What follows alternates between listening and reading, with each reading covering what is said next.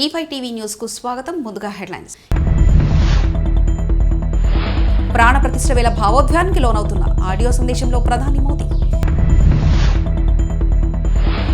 Sankranti effect. Hyderabad Vijayawada రహదారిపై traffic jam, ఖాళీ అవుతున్న నగరం.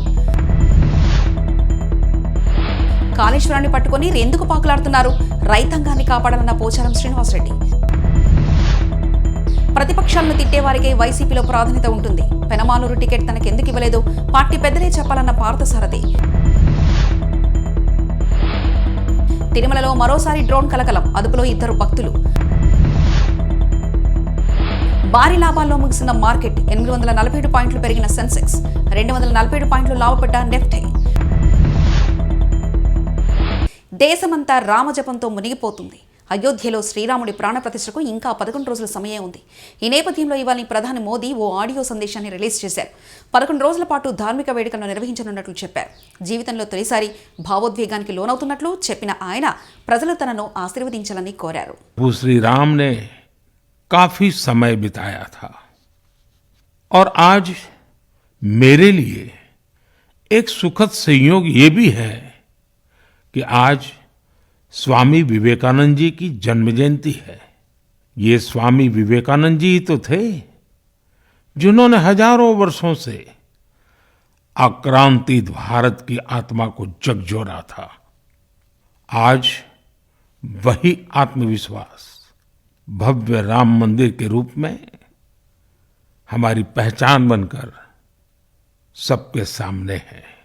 ఆంధ్రప్రదేశ్లో అత్యంత ఘనంగా జరుపుకునే సంక్రాంతి పండుగను కుటుంబ సభ్యులతో జరుపుకునేందుకు వెళ్తున్న వారితో హైదరాబాద్ విజయవాడ జాతీయ రహదారి కిక్కిరిసిపోయింది. వందలాది వాహనాలు ఒక్కసారి రోడ్డెక్కడంతో ట్రాఫిక్ నత్తనడకన సాగుతుంది. యాదాద్రి భువనగిరి జిల్లాలోని పతంగి టోల్ ప్లాజా వద్ద వాహనాలు కిలోమీటర్ల మేర బారులు తీరాయి. అయితే 95% వాహనాలకు ఫాస్టాగ్ పూర్తి కావడంతో టోల్ ప్లాజా వద్ద వాహనాల కదలికలో వేగం పుంజుకుంది. మరోవైపు ట్రాఫిక్ను వీలైనంత వేగంగా క్లియర్ చేసేందుకు టోల్ ప్లాజాలోని 10 గేట్లను ఎత్తారు. సాధారణ రోజుల్లో ఈ టోల్ ప్లాజా మీదుగా రోజుకు 30,000 వరకు వెళ్లే వాహనాల సంఖ్య సంక్రాంతి రోజుల్లో 60 నుంచి 70,000 వరకు ఉంటుందని టోల్ ప్లాజా అధికారులు తెలిపారు. ఏపీ వాసులు పెద్ద ఎత్తున తమ ఊళ్లకు వెళ్తుండటంతో హైదరాబాద్ రోడ్లు నిర్మానుష్యంగా కనిపిస్తున్నాయి. నగరంలో ట్రాఫిక్ జామ్లు కనిపించడం లేదు. ప్రతి కూడలిలో వాహనాలు సాఫీగా సాగిపోతున్నాయి.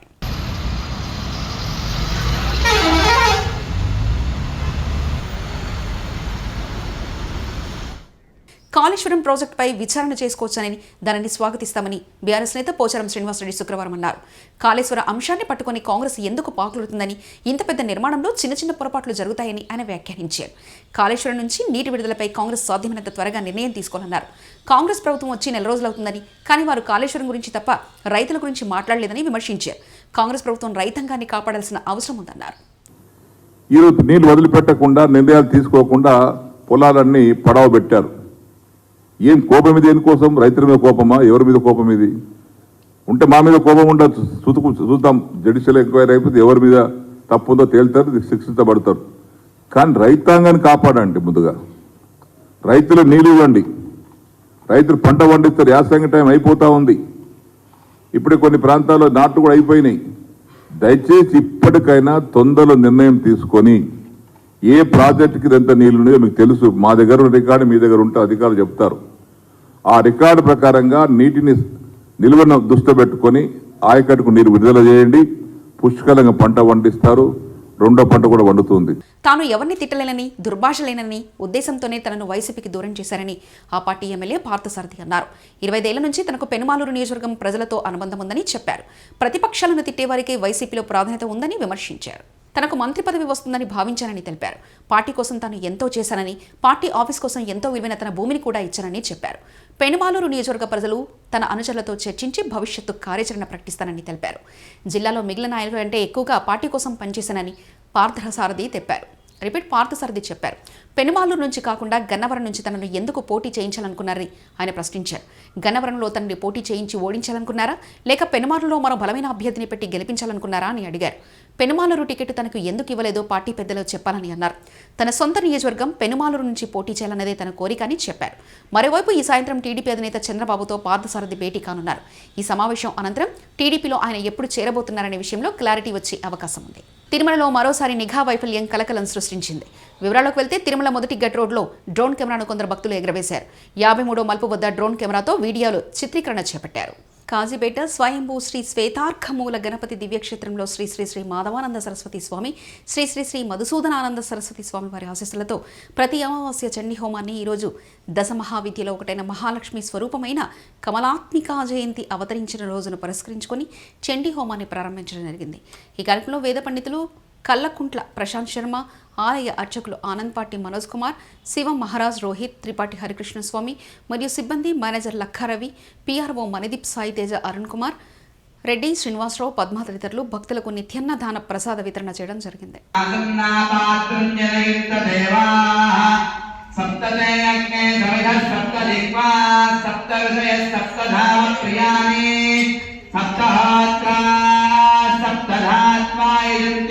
సప్తయోనీరా పునస్స ఘృతేన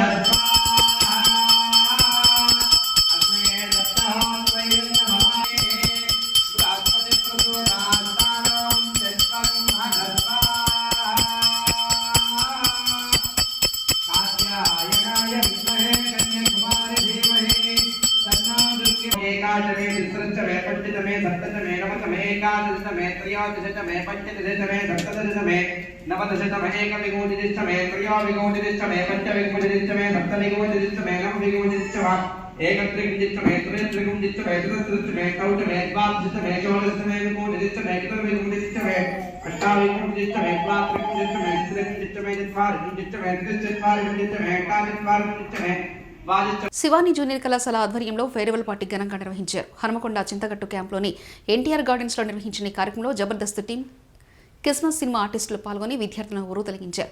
ఈ సందర్భంగా కళాశాల సెక్రటరీ కరస్పాండెంట్ తాళ్లపల్లి స్వామి మాట్లాడుతూ విద్యార్థుల విజయానికి ఆత్మవిశ్వాసం ఎంతో ముఖ్యమైందో అదేవిధంగా ఆత్మవిశ్వాసానికి సాధన కూడా అంతే ముఖ్యమని తెలిపారు.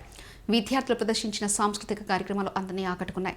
ఈ కార్యక్రమంలో కళాశాల ప్రిన్సిపాల్ చంద్రమోహన్, డైరెక్టర్ సురేందర్ రెడ్డి, రమేష్ రాజు, సంతోష్ రెడ్డి, మురళీధర్, సురేష్ తదితరులు పాల్గొన్నారు.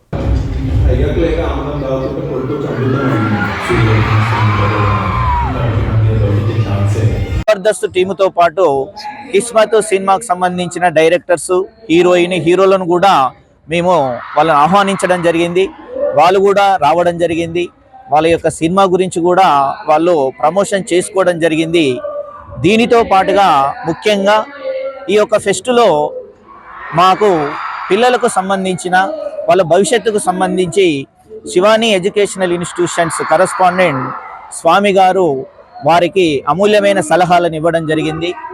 భవిష్యత్తులో మనము సమయాన్ని సద్వినియోగం చేసుకుంటూ క్రమశిక్షణతో, పట్టుదలతో ఉన్నత శిఖరాలను చేరుకోవాలంటే కష్టపడి చదవాలి.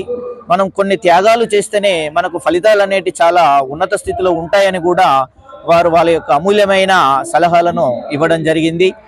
ఈ కార్యక్రమంలో సారుతో పాటు శివాని కళాశాల యాజమాన్య మిత్రులు మరియు అధ్యాపక మిత్రులు మరియు గౌరవనీయులైన తల్లిదండ్రులు కూడా ఇందులో పాల్గొనడం జరిగింది.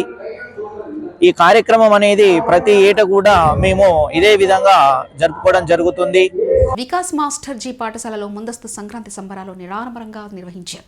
గురువారం హనుమకొండారెడ్డి కాలనీలోని పాఠశాల ప్రాంగణంలో ఏర్పాటు చేసిన ముందస్తు సంక్రాంతి సంబరాల్లో విద్యార్థులు ఉత్సాహంగా పాల్గొన్నారు. ఈ సందర్భంగా పాఠశాల ప్రిన్సిపల్ రాగివాణి మాట్లాడుతూ సంక్రాంతి పండుగ రోజున సూర్యుడు మకర రాశిలో ప్రవేశించి మకర సంక్రమణం జరుగుతుందని, మన పండుగలు ప్రకృతిని ఆరాధించే విధంగా ఉంటాయన్నారు.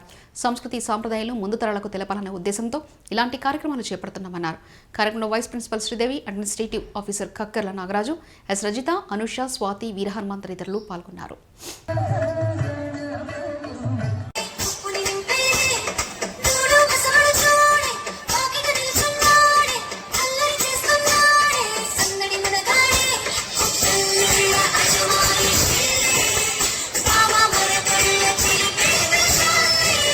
మహబూబాబాద్ జిల్లాలోని రామచంద్రాపురం కాలనీ 13వ వార్డులో వేలుపుల సత్యం నగర్ దగ్గర వైకుంఠ ధామాన్ని నిర్మించినట్లు వార్డు కౌన్సిలర్ బుజ్జి వెంకన్న తెలిపారు. సుమారు 3 ఎకరాల విస్తీర్ణంలో 1,15,00,000 రూపాయలతో ఈ శ్మశాన వాటికను అధికారుల ప్రోత్సాహంతో నిర్మించినట్లు ఆయన తెలిపారు. ఈ శ్మశాన వాటికలో 2 బర్నింగ్ ప్లాట్ఫామ్లను చెన్నై నుంచి తెప్పించినట్లు తెలిపారు. అలాగే పూజ చేసుకోవడానికి పూజ గది, వెయిటింగ్ హాల్, పురుషులకు స్త్రీలకు ప్రత్యేకంగా ఏర్పాటు చేసినట్లు, అలాగే కర్ర వేసుకునేందుకు ఒక హాల్ నిర్మించినట్లు, చనిపోయిన బాధతో ఈ వైకుంఠ ధామంలో అడుగుపెట్టగానే అన్ని బాధలు మర్చిపోయే విధంగా సుందరంగా ఓ చక్కటి పార్కును ఏర్పాటు చేసినట్లు తెలిపారు.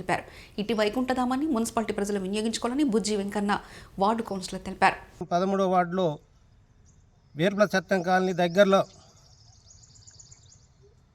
కష్టపడి ఎన్నో కోట్లు ఎంతో సంపాదించిన చనిపోయిన రోజు ఎక్కడ ఎటు తీసుకెళ్ళాలి, ఎక్కడ దానం చేయాలని ప్రజలు ఎంతో ఇబ్బంది పడ్డ దాన్ని అర్థం చేసుకొని కూడా దాన్ని దృష్టిలో పెట్టుకొని గతంలో ఈ ప్రాంతంలో ఎంతోమంది పాలించిన కనీసానికి ఇంత గవర్నమెంట్ భూమి ఉన్నా కానీ ఎవరు కూడా తన సొంతానికి ఉపయోగించుకొని కబ్జాలు చేసుకొని ఇష్టరాజ్యంగా అమ్ముకొని మరి ఎంతో లబ్ధి పొంది ఇవాళ ఒక్కొక్కరు ఫామ్ హౌస్ కట్టుకొని ఇండ్లు నివాసిస్తున్నారు.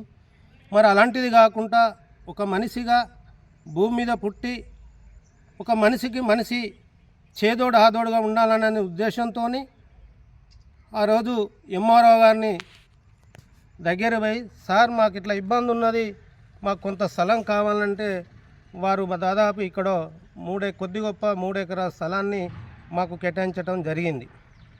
దాన్ని గవర్నమెంట్ మా మున్సిపాలిటీ ఇంజనీరింగ్ అధికారుల దృష్టికి తీసుకెళ్ళిన తర్వాత వాళ్ళు దీనికి 1 కోటి రూపాయలు కూడా శాంక్షన్ చేయడం జరిగింది. ఆ తదుపరి ఈ 1 కోటి రూపాయలు సరిపోవట్లేవు అన్నాక కూడా మళ్ళీ 15 లక్షల రూపాయలు శాంక్షన్ చేసి 2 బర్నింగ్ ప్లాట్ఫామ్లు, 1 పూజా గది, 1 కర్ర వేసుకుంటానికి చనిపోయిన వాళ్ళకు కర్ర వేసుకుంటానికి 1 hall, toilets, bathroom ladies and gents, 1 waiting hall, 1 watchman room.